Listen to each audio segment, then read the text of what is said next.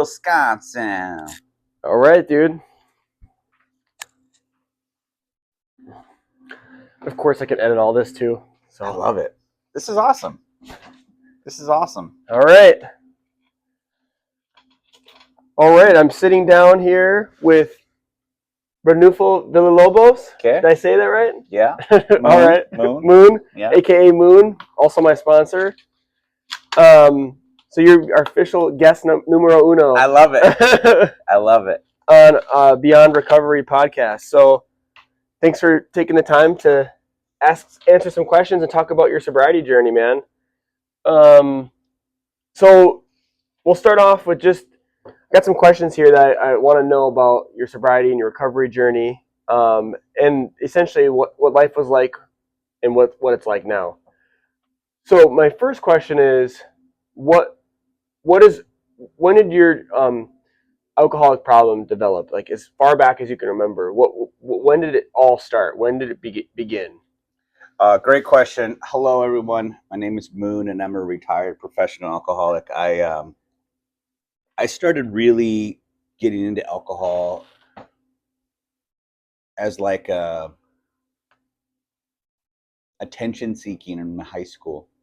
I was trying to be cool with the cool kids and would go to I wasn't in the state wrestling tournament, but going to watch friends that were in the state wrestling tournament and kind of the party atmosphere that the parents brought, and then being able to steal some of their beers at a high school level, which didn't really expound past that. The biggest battle that I started having was in the military. I remember as a young private in the military how squad leaders and stuff would say, we work really hard, but we also party really hard. I remember that being I'm going to drink these beers as a yeah, we made it. We're cleaning off the camouflage, cleaning our weapons. Let's have a few beers. No big deal. And I kind of lived that way my entire military time. And I was in the military from 1999 to 2005. And so September 11th happened. I did go to combat. I went to Iraq twice. And I didn't drink, obviously, when we were in Iraq, the first deployment. On the second deployment, I had a friend who was able to get a detail. He was tasked out by driving with he was the safety security guard with the guys that go, the Iraqi men who would drive the dump trucks. Mm-hmm. He was the soldier in the front with the machine gun, and that Iraqi man would go in and out of the gate. Well, he would only protect us riding with him while he was in the compound. We got to learn some Arabic and asked him for alcohol. So then I ended up paying $20 for a Foster's 20 ounce, 22 ounce, whatever. And it was warm and it tasted really good. Well, then that was during my second deployment. Well, then during my second deployment, I also got injured and was sent to Germany to get an MRI, and I had 2 tears, so I had to go back to the United States. And I felt really guilty leaving my guys. So that's when things just amplified, because then I was drinking because they couldn't drink. I was cheers for Staley, and these are real people that are still alive. Staley, Ostrom, I'm drinking one for you. All these Finch, all these guys that I felt guilty about leaving. Well, then I was medically discharged, and I felt like a slug. I felt like depressed and upset and guilty from leaving my buddies. I was out of the military when my squad, my platoon was still deployed. And then 6 or so months later, I got a DUI.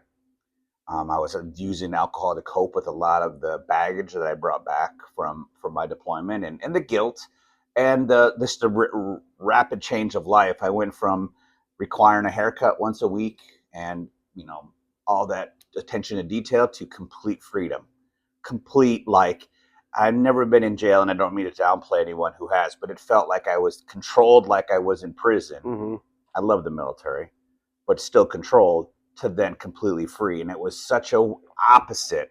I didn't know what to do. Mm-hmm. And it was I didn't know what to do. I had a lot of money. I got a severance package of, for me it was a lot, like $20,000, and I spent it in 6 months.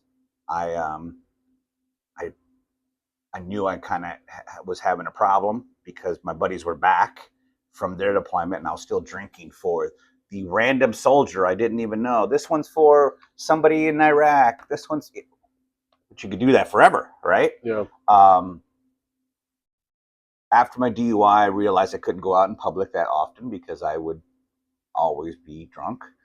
So I started riding my bicycle to go to bars and hang out and go on bike rides. And I'd wake up, one of the times I woke up on the bike path with my handlebars broke, and I had peed myself. I was all laying on the ground, and the first thing I did is check my front two teeth because I thought I had crashed and hurt myself. Luckily, I was fine. Embarrassed, I peed myself, and my handlebars are broke. And sun was coming up, like I had passed out for hours. I realized then that I was like, oh shit, this is not controllable. This is not controllable.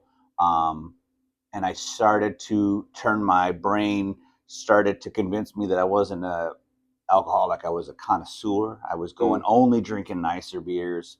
Oh, no more Coors and Busch and all that bullshit. I was now drinking like microbrewery. Yeah, I had upgraded. I wasn't, and I would go to brewery tours and foolish things like that. But I really had myself convinced that I was not an alcoholic, that I had undefined or my attention to detail in the Army was what I was going to then tailor into alcohol. I was going to know where they got the barley. I was going to know all the ins and outs, and I wanted to go to brewery school, not to be a brewer, but to just know. Just to know, to like make myself calm enough to be like, whatever, here's all the oaky flavors that you could taste. I really did feel that way. Ended up collecting 94 bottles of wine. Ended up spending a lot of money on unnecessary liquids that I would not enjoy. I wouldn't like sip. I wasn't like stir. I would stir it around because I knew what I was doing. I'd smell it, and then I would drink it. It wasn't like I would take a little sip and then I would always guzzle. Well, fast forward 6 years after my DUI, I was dating this girl, and I made a complete ass of myself because I was wasted. It was a black, like a suit and tie affair, expensive gala. She bought the ticket for it. I was really in love with this lady, and I made a complete ass of myself. It was an open bar, and I was like 15 drinks in, and ate my dinner really fast, and was like, I'm going to go to the bar and get another one, and made a complete ass of myself. She left me.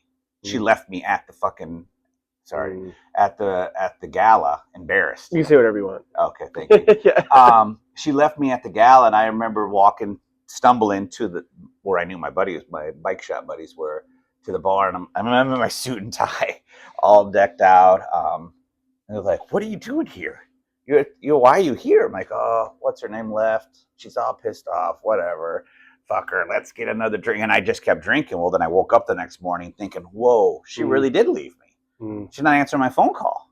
And I was able to see what a good relationship would look like. Like, she loved me. She was like, she took me at where I was in my life, and like was very supportive in many interests and hobbies. So she left you for good at that She night? left me for good. Wow. But I did not. I knew the next morning that I wasn't ever getting her. I didn't deserve to get her back. I knew that there was a sign, an omen that, hey, you gotta get yourself under control, bro. This is bad. That this is the nicest. This is something good like that just go. I lost it, man. I lost her, and I knew I couldn't let that happen again. I needed to get myself straight and get alcohol out of my life, and so that when I'd be ready if another one came. Hopefully she would. I wouldn't fuck it up. I really felt that way, and I worked I was a bicycle shop manager at the time, and the owner of the bike shop, it was at the brewery when I came, wasted. And the next morning I came to work, and I told him, I think I need to go and get some help. And he knew one of our customers was in the program, and he's like, well, let me call him. I was like, you could just call him? He's like, yeah, I know enough about AA to know that you could just call him and say there's somebody who needs help. Can you come and help? And sure enough, he came that same day to the bike shop, and next to the bike shop was a coffee shop, and he sat down and told me what his life was like and how it got better, and I told him I just wanted the cravings to go away because I couldn't go any length of time without drinking. He's like, well, you don't have to worry about days, just worry about today. And we went to a meeting that day. And it's a slow process. That was your first AA meeting? That was my first AA meeting. Yeah, it was the same evening after I had met my first sponsor. Did you get sober and stay sober after that meeting? Many years. And then I felt like I had our AA recipe. I felt I got it. Chef, I don't need to come to your restaurant. I can make it at my house. It doesn't work like that. I had about almost 3 years. And now I was with a serious girlfriend. Sobriety had allowed me to, whatever. I was in a very good relationship. And we broke up. And I went back to drinking. I didn't because of that. I didn't have the armor to keep myself from, the bulletproof vest wasn't worn all the time. And then when I broke up, I was like, my heart was broken. So then I drank 4 beers over 2 nights, and I went to a restaurant with the bike shop owner, who also saw me drunk, who also knew I had a drinking problem, who also got me tested with my first sponsor. And I went to dinner with him. I drank Friday night, Saturday night, and then on Sunday we went out to dinner to pizza. And he didn't know I had drank 4 beers over the 2 nights. And I said to him, I think I'm going to start drinking again. And he didn't say no, but I remember him saying, remember why you stopped. And I was like, oh, fuck. I remember. This guy's got me pegged. So then I ended up calling my original sponsor, which I still am in contact with, and he's like, all right, let's go do another meeting. Like, didn't even care. It wasn't like, what the hell did you do that for? He just is like, well, come back. That's it. Come back. It's that simple. And since then, I haven't drank. Wow, okay. So that's been my app would tell you, it's like 11 years, 9 months-ish. Wow. And the difference is... But you would have 14 years, almost going on 15. Almost 15. If those 2 nights you had 4 drinks over 2 nights. So 2 nights, two of the nights you had 2 drinks each night. Correct. Yeah, but in this program, like I might have a lot of days strung together, but it really is, and I remember being annoyed by hearing this cliche bullshit. It's 20 a day at a time. I remember being really annoyed, like he grated on me to hear that, but like. I just happen to have days strung together. It's still a challenge. It's still a challenge to keep my middle finger in its holster. It's still a challenge not to snap on my kids. And the bonus of this program is I get the reminder of where I was, where I don't want to return to, right? Hearing stories and listening and growing from people. But it also gives me the reminder of I get to start brand new every single day. And to me, that is what keeps me going. You know what I mean? Yeah. I kind of forgot what your first question was. No, it was. Did I answer it? Yeah, you did. It was what it was like. Where did your alcoholic problem start? And you kind of walked us through, perfect. The whole where it all began, because it's complex, And, yeah. What do you think was your lowest point in your drinking days? After I got a DUI, I got out in April of military after 6 years. I got out in April, had a DUI almost 6 months later in October. So you had 2 DUIs? One DUI. I got out in April, was a civilian then. Okay.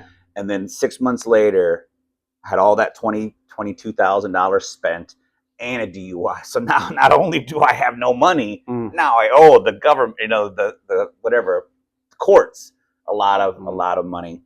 And I remember before I went to court, the night I got a DUI, I was embarrassed. I was mad at myself. And when I sobered up, I told myself my Moon's punishment to Moon was to not drink for a year. That was really what I was going. Did you accomplish that? Hell no. Hell no. Okay. I did really good. I was like jonesing for many days, but I only lasted 6 days. Okay. And that was probably the lowest point. Because then, mind you, I only stopped for 6 days, but I actually continued to drink for 6 years before I came into the program. And that was probably the lowest because it had such a grip on me. And when I say the best analogy I can explain about that is I felt like I was in the middle of a forest fire and I was drinking gasoline. I was not putting the fire out. And as I stepped away from that fire, my fumes caught back on fire. I couldn't escape. And what AA has done to me is allowed the fire suppressant to come into my life, whether that be Rob being the, firefighter, the smoke jumper to help me. Now I try to live my life like in a watchtower, like not as it looking down at people, but helping, looking at the horizon, looking how good life can be. The sky is clear. There's no smoke. Mm-hmm. The flowers are growing back. The trees are growing back. The nature's coming back into my life. And I'm able to enjoy the little bee doing its thing or the, you know what I'm saying? Like I can notice the small stuff where before all I could see was flames. And it was just like, I'm not religious, but that's like being in hell. Yeah. And it was so terrible. So the fact that I couldn't stop drinking for 7 days, I drank on the 6th day. That was without a doubt my lowest. And I think I got to emphasize again, I still drank for 6 years before I came into this program. I just didn't know how to control it. I didn't tell anyone. I didn't drink in my home. I became a connoisseur. Like I tried to like mask it. There was even a time I didn't mention this yet, but there was even a time with the military or with the VA where I asked them to prescribe me the medication that makes you throw up, Antabuse, and I used it, and I cheated the system because I'm a sneaky sneak. So you still drank on that? Fuck. Oh, well, I found out how long you needed it in your system before or out of your system before you could drink. So I would take that pill from Monday until Wednesday. So by the time I couldn't drink on Thursday because it was too close to it was still in my system. Yeah. But if I took that last pill on like Wednesday in the morning, by Friday in the afternoon, evening, I could start drinking. So that what I try to do is compartmentalize. So I only was drinking Friday, Saturday, and Sunday. And then when I took that pill on Monday through Wednesday, which that was not how you're supposed to take the pills anyway. You know what I'm saying? Like I was just struggling to get some control, but the cravings were hard for 6 years. And I was in college. I was free. No one was watching over me. Nobody was telling. It was complete freedom. I was in college. I was a wild man. I was freedom, quote unquote. Freedom. Correct. I remember coming to a college professor after skipping many days. It was like an 8 o'clock class. I went to it wasn't a camp. I mean, I was in it's an extension campus, so there's no dorms. So I lived in my own apartment and came, and I had overslept because of drinking like 4 classes in a row. So the teacher hadn't seen me in a month. It's only once a week for like from 8 to 11. But I hadn't come for a while, and I finally came to office hours on the day that I missed the meeting or the class from 8 until 11. I came at 1 o'clock to talk to her, and she wasn't having any of my bullshit. Like, you've missed 4 classes. I'm like, oh, I'll make it up. She's like, where have you been? You couldn't email me? And I was like trying to fluff, and she knew I was up to no good. She didn't know I might not have. Maybe she smelled the alcohol in my breath, but she didn't know what I was doing. But that was the first like adult that like, I got you. And I just tried it. What that made me do is tighten up my lie. Yeah, I had to be a little bit more sneaky or finish drinking at 1 o'clock instead of 3 o'clock so that I could make it to that class. And I never missed another one, but I didn't like it, that feeling of being like called out. She knew. Yeah. You know what I mean? Yeah. Someone knows the extent of your problem. It's embarrassing. Wow, thanks for that. When you first got into AA, so now we're not endorsing AA or anything in this podcast, but just to talk about your sobriety journey, what were your initial thoughts, and what did it look like as far as your recovery journey? And do you still have cravings anymore today after being sober for so long? No, I have zero. Let's answer that first. I have zero. Okay. The cravings have left me over 10 years. I mean, 11 Wow. years ago. I haven't. To me, I've kind of computed that to like I'm allergic or like I'm it's almost like someone who likes ice cream but also is lactose intolerant. Like there's no pill that's gonna make it so I don't shit my bed. You know what I'm saying? Like there's nothing, there's no boundary, there's no defense to that. So I know I can't get alcohol in any form into my system. So the cravings are way gone, way gone. When I first came into this program, I'll be honest, I thought it was a bunch of phonies. I thought these people were too happy. It's a theatrical play. Like these people are too happy to be alive and claim to be where I am. You can't go from how shitty I feel to how good you are acting. Mm-hmm. I felt it was like a bunch of phonies. Actors. Yeah. I really did. Same. And I was just I was a hot mess. So my journey, there were times where I couldn't even go home alone after I worked at a bicycle shop, so it closed at like 5 or 6. The meeting started at 7, so I would go straight to the meeting, get there early, and I did not. It ended at 7 to 8. So from 8, I didn't go to sleep at 8. So I knew I couldn't go home to a house, or at the time a house that would give me time to think or be alone and trust myself. So I would stay for the next meeting. So I would do 2 meetings after I got off work until the pressure of the cravings, if you will, slowly lessened until I realized I didn't even pay attention enough to know, oh shit, I haven't thought about it. You know, they kind of slowly went away. But when I first came in, my still sponsor who I originally had got involved with the program, he helped me go at my pace. He wasn't pushy. He wasn't he always broached the subject. Hey, you ready? You know, let's go. What do you think about this? What do you think about that?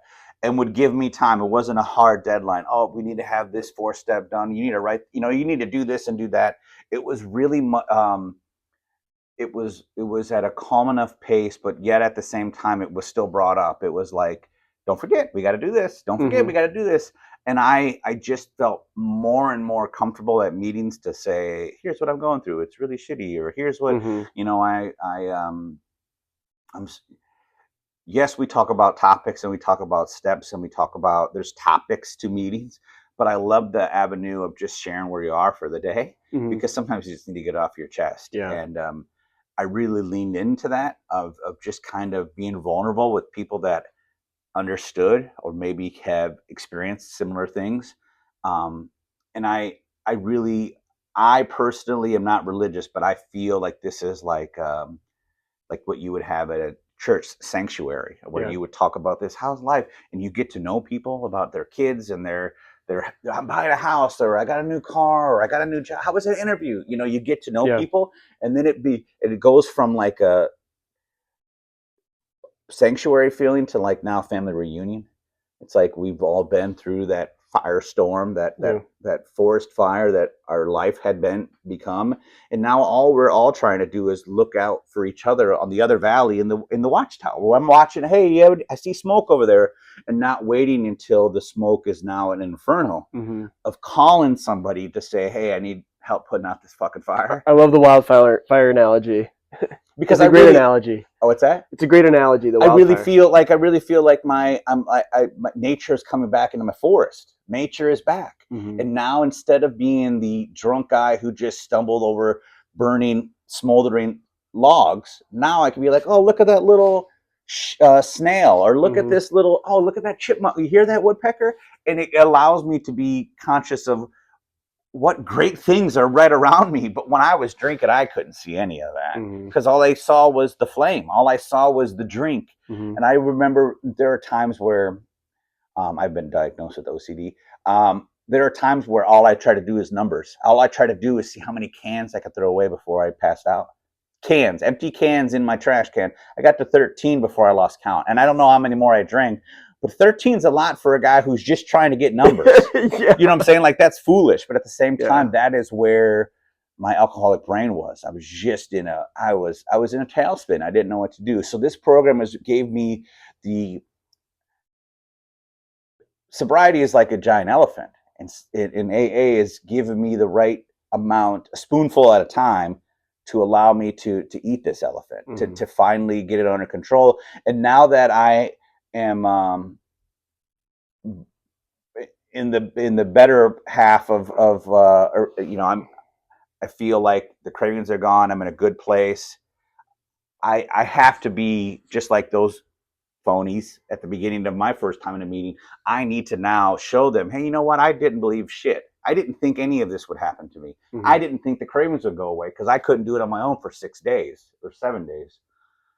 And this program has allowed it to slowly reveal itself that this, with a group, it is doable. And I went to Founders a couple weeks ago, and just hearing the stories and getting to see the, like, can you explain for people who don't know what Founders is? I'm not a subject matter expert, but I was exposed to Founders Day, which is when Dr. Bob and Bill Wilson, the founders of AA, met in Akron, Ohio. And they do a annual, from the beginning of AA, they have been doing a gathering, kind of like a Mecca. Welcome back to the home of Dr. Bob, and where he called from the hotel, and the University of Akron hosts all these former professional. The birthplace of AA. It was the birthplace of AA. So there was like 10,000 folks, all in recovery. The longest sobriety was 62 days, I think, and the shortest was less than 24 hours. And we went to meetings and talked and went on tours and looked at the grave sites and just all the cool shit that what brought this big book to us, like all, and the founding, the two dudes, Dr. Bob and Bill, they just were two retired pros that were trying to stay retired. Talking about it. And I don't want to say it's in step 5. The problem shared is a problem halved. That's really, it really has come true in my life. When I say, even if I don't talk about the step, I talk about my shitty day, or I talk about the struggles I'm going with XYZ. These people sincerely, A, don't judge, and B are sincere and want the best for me. So I feel like I have the ability to live life differently, and it makes me grateful, Yeah. So thanks for all that. Another good segue into kind of the whole podcast is about like life beyond when you get sober. You are a principal at a assistant principal at a Spanish immersion school, one that my daughter actually went to. And so, I feel like there's a respectable position. What are some gifts of sobriety? Like, what's sobriety like for you today? And did you ever think that life would be like this for you?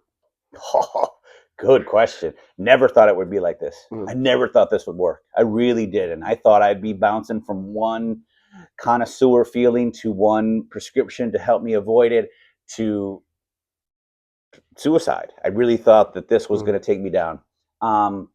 So no, I never thought that my life would be as fulfilling as it is. I have 3 kids. I have a beautiful wife that I oftentimes gonna have to pinch myself because she's exactly what I need and is supportive in the right ways and pushes me in the right ways. I don't think she even knows how much she can say a couple things and I'm like, really? You think so? Like, here's a good example, and then I'll get back to the other part. I come home and say, man, somebody tonight at this meeting got 36-month coin, 36-year coin. 36-year coin. And I told her that we all take it and we rub on it and we put it on our heart and we pass it on. You know what she said in response to that? That'll be you someday. I'm like, really? You think so? Like, I don't doubt myself, but at the same time, like, she really believes in me that I got 24 months. I got over 24 years before I could even earn that coin. And I don't know, just the little sprinkle of encouragement when she says shit like that is like, oh man, that just is the drive I need in my life. But how does AA come into my daily life? I really currently am going to a meeting every day, Mm. so I keep real close to the program in meetings. But I think the number one thing I can say for what it does for my life is it gives me clarity. It allows me to kind of exude. I can live the steps in my life. Dealing with, as an assistant principal, I deal with a lot of organizational things like buses and lunches and all that crap, but also discipline and being able to be a role model of a person who makes mistakes and also tries to make amends and Mm-hmm. also reminds myself and my children that you get to start all over. Like, you don't have to hold it. The teacher might have been mean to you yesterday. You might have felt wrong by the teacher, but the teacher might have had a bad day, just like you did. Mm-hmm. Try to have a start fresh, and I will talk, and I do, and I will say, hey, Billy really is upset that you blah blah blah. Can you give him a little grace? And that to me is living the program of Mm-hmm. trying to. And I don't say program. I don't say, you know, verbiage necessarily from AA, but I'll translate it into a language that it's kid friendly or it's, approachable, and that's how the program has come into my daily life. Mm-hmm. Like yesterday, I was Rob and I were at a meeting yesterday. Yesterday, when before I got to the meeting, I was annoyed with my son. He's 7, and I was taking it out on him.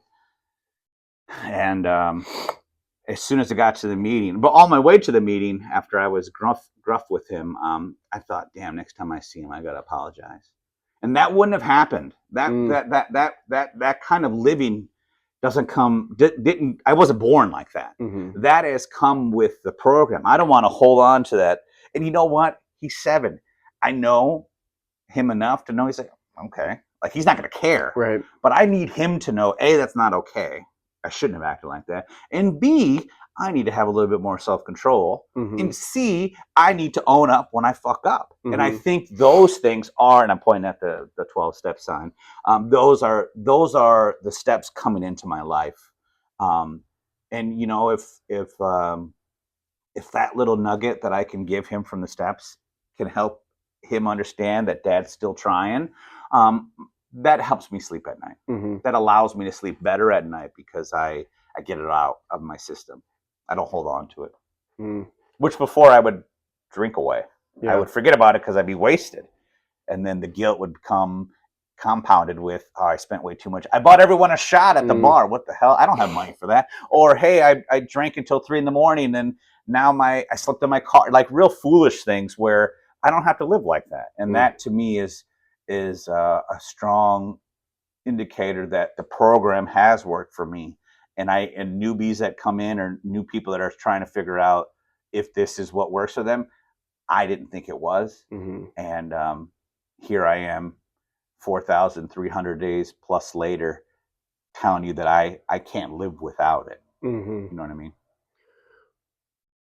When then you've been in the program for a while, and obviously life still happens.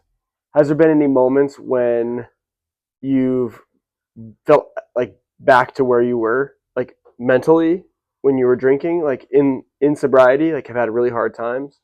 Yeah. Um, What did you do to like not necessarily talk about those moments in general, but what are some things like how did you get back and set the ship right on the right course again, if you will? I love it. Thank you. I Yeah. would I would definitely say there was a time in my life where I stopped attending meetings. Mm. I have not drank for 11 years, 9 months ish. Um, but there are times where there'd be a lengths of time where I would Mm-hmm. go to meetings. And the most recent time that I can remember of me being real low mentally, um, I was able to keep myself calm by really focusing on what was, and I was doing self talk, like, what were you doing, Moon, Mm-hmm. when you weren't feeling shitty? Like, get back to that. Yeah, I was yeah. like, talking to myself, like, go back to do, because I don't live my life in a shitty zone. I'm upbeat and Mm-hmm. positive, and I'm grateful. But there are times where I definitely 2 Marches ago, I don't know if that 15 months ago, 16 months ago, I was really in a low spot, and What caused it? Like what was the trigger for that? griping with my wife. Just fighting with your wife. Fighting with my wife, and at the time it was compounded with, I'm an assistant principal, so we were dealing with state tests, and we were dealing with stressors at work, and I think at the time I was in grad school, and just everything was just like the weight on my chest was heavy, and so we were griping, and I was acting crazy. I was acting and thinking ways that I shouldn't, and self-harm things, and I kind of snapped myself out of it by thinking, what was I doing when I did when I felt the opposite of this? I'm so low. What was it when I was so high? What was the difference? Yeah. And the number one thing I thought of was AA, just to be able. How long was it? If you don't mind me interjecting, how long was it before you like? Have you not gone to a meeting when that when you felt that way? Well, before I was an assistant principal, I'll answer it. But before I was an assistant principal, I was a teacher. And when COVID happened, I stopped going to in-person meetings, and I was doing virtual teaching. So the fact that you would even entertain the idea of going to a virtual meeting was like absolutely. I hate virtual teaching. I'm obviously gonna hate virtual AA meetings. So I probably didn't go for 2 years COVID. Okay, wow. 2 years COVID. And then after, well, it's funny that I even started off the conversation like that, is because now I go to an online meeting like 4 or 5 days a week, and I love it. And I would say, in retrospect, staying open to those different opportunities are key. I know for me, if I didn't have online, I mean, I could buy. I was one time with another sponsee, and we were eating lunch or breakfast, and I said, "Hey, man, online's a great option." And I pulled out my phone, and there on the app that I was using, Anything AA, I think is the one it is. At 11 o'clock on a Saturday, there's 46 meetings to choose from, all over the world. Yeah, there is no excuses. Even there's times that my online home group, is out of New York State. And there'll be many times that people are like, it's 3 a.m. in England. They'll be like from different accents from all over the place, of just like, they needed somebody to talk to at 3 a.m. Come on. And it's so calming to know. It's almost like if I'm swimming in a pool, right? There's a lot of lifeguards there. I feel like there's a lot of lifeguards looking out for me, so that I don't, and I obviously do what's right for me, as I put on my vest, my flotation device, and I do all the AA things to keep myself from drowning. But I also know that this program has a lot of lifeguards that keep their eye on me and check in on me when they haven't heard from me or seen me in a meeting in a while.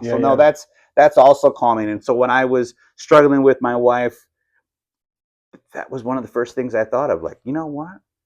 When I felt really good, it was when I was going to meetings regularly. That's really what it was. And I remember my wife came into the bedroom and said, "What do you do?" Because I told her, "F you, I'm leaving. And she came into the room and said, "What do you?" She was really pissed. She's like, "What are you doing back here?" Maybe not in that tone, but she was really pissed. And I remember just telling her, "I'm just going to go to bed. I'm going to go to bed." But she didn't know that I knew I had the answer. She didn't know that you were the spot you were really in. She didn't know I was in the spot I was really in. She didn't know that I felt like I had the fix. The cure for this is just going to a meeting and spilling the beans. Man, my wife really made me mad. Man, I don't want to drink. Man, I need you to know that I'm mad and I'm hurting right now. And that was really, and I did go to a meeting the next day, and it was really calming. And it was just like all years before, how the meetings were so helpful in my life. And at the time I was only going once a week.